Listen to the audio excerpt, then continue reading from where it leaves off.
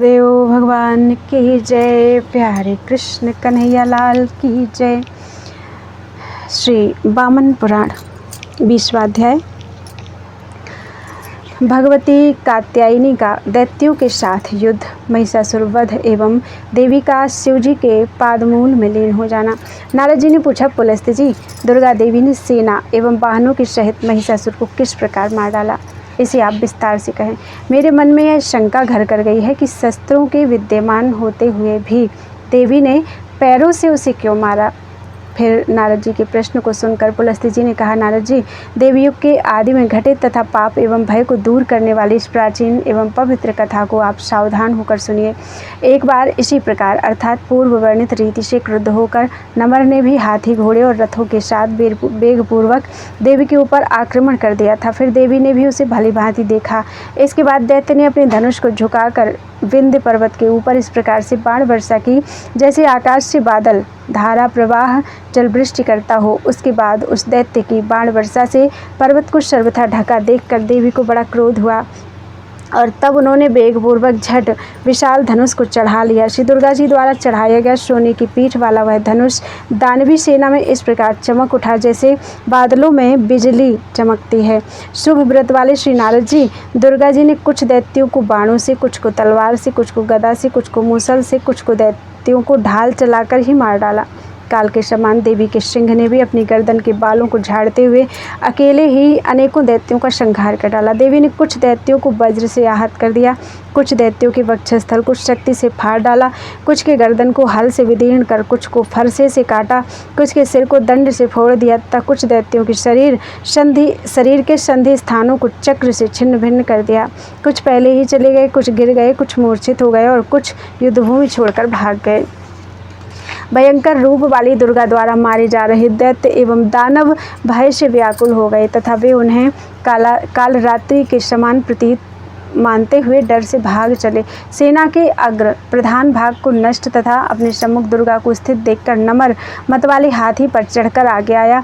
उस दानव ने युद्ध में देवी के ऊपर शक्ति से कसकर प्रहार किया एवं सिंह के ऊपर त्रिशूल चलाया, किंतु देवी ने उन दोनों अष्टों को आते हुए देख हुंकार से ही उन्हें भस्म कर दिया। इधर नमर के हाथी ने सूंड से सिंह की कमर पकड़ ली। इस पर सिंह ने तेजी से उछलकर नमर दानव को पंजे से मारकर उसके प्राण ले लिए और हाथी के कंधे से उसे नीचे गिराकर देवी के आगे रख दिया। नारद जी, देवी कात्यायनी क्रोध से उस दैत्य को मध्य में पकड़कर तथा बाएं हाथ से घुमाकर ढोल के समान बजाने लगी और उसे अपना बाजा बनाकर उन्होंने जोर से अट्टहास किया। उनके हंसने से अनेक प्रकार के अद्भुत भूत उत्पन्न हो गए। कोई भूत व्याघ्र के समान भयंकर मुख वाले थे, किसी की आकृति भेड़िए के समान थी, किसी का मुख घोड़े के तुल्य और किसी का मुख भैंसे जैसा एवं किसी का शूकर के समान मुँह था। उनके मुँह चूहे, मुर्गे, गाय, बकरा आदि भेड़ के मुखों के समान थे। कई नाना प्रकार के मुख, आँख एवं चरणों वाले थे तथा वे नाना प्रकार के आयुध धारण किए हुए थे।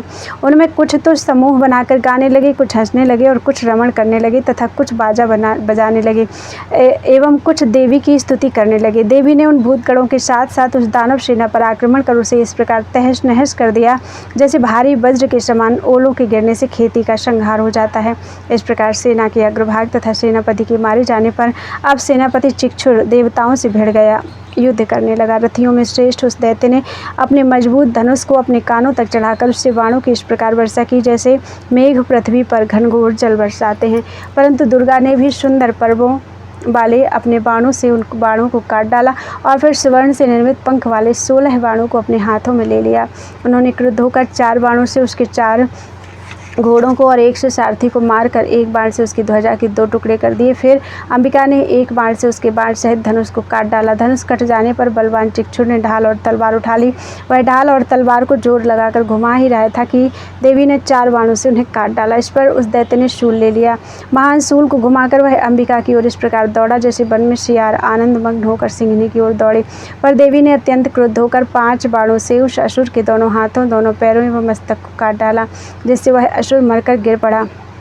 उस सेनापति के मरने पर उग्रास्य नाम का महान असुर तथा करालास्य नाम का दानव, ये दोनों तेजी से उनकी ओर दौड़े। बाष्कल, उद्धत, उदग्र, उग्र, कारमुक, दुर्धर, दुर्मुख तथा बिडालाक्षी ये तथा अन्य अनेक अत्यंत बली एवं श्रेष्ठ दैत्य शस्त्र और अस्त्र लेकर दुर्गा की ओर दौड़ पड़े। देवी दुर्गा ने उन्हें देखा और वे लीलापूर्वक हाथों में वीणा एवं श्रेष्ठ डमरू लेकर हंसती हुई उन्हें बजाने लगी। देवी उन वाद्यों को ज्यों ज्यों बजाती थीं त्यों त्यों सभी भूत भी नाचते और हंसते थे। अब असुर शस्त्र लेकर महासरस्वती रूपा दुर्गा के पास जाकर उन पर प्रहार करने लगे, पर परमेश्वरी ने उनके बालों को जोर से पकड़ लिया। उन महासुरों का केश पकड़कर फिर सिंह से उछलकर पर्वत श्रृंग पर जाकर जगत जननी दुर्गा वीणा वादन करती हुई मधुपान करने लगी। तभी देवी ने अपने बाहुदंडों से सभी असुरों को मारकर उनके घमंड को चूर कर दिया। उनके वस्त्र शरीर से खिसक पड़े और वे प्राण रहित हो गए। यह देखकर महाबली महिषासुर अपने खुर के अग्रभाग से, तुंड से, पुच्छ से, वक्षस्थल से तथा निश्वास वायु से देवी के भूतगणों को भगाने लगा और अपने बिजली की कड़क के समान नाद एवं सींगों के नोक से शेष भूतों को व्याकुल कर रण क्षेत्र में सिंह को मारने दौड़ा। इससे अंबिका को बड़ा क्रोध हुआ।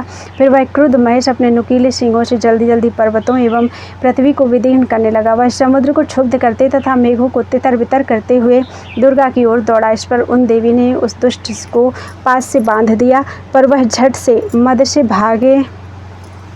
मद से भीगे कपोलों वाला गजराज बन गया। तब देवी ने उस गज के शुंड का अगला भाग काट डाला। अब उसने पुनः भैंसे का रूप धारण कर लिया। महर्षि नारद जी, उसके बाद देवी ने उसके ऊपर शूल फेंका जो टूटकर पृथ्वी पर गिर पड़ा।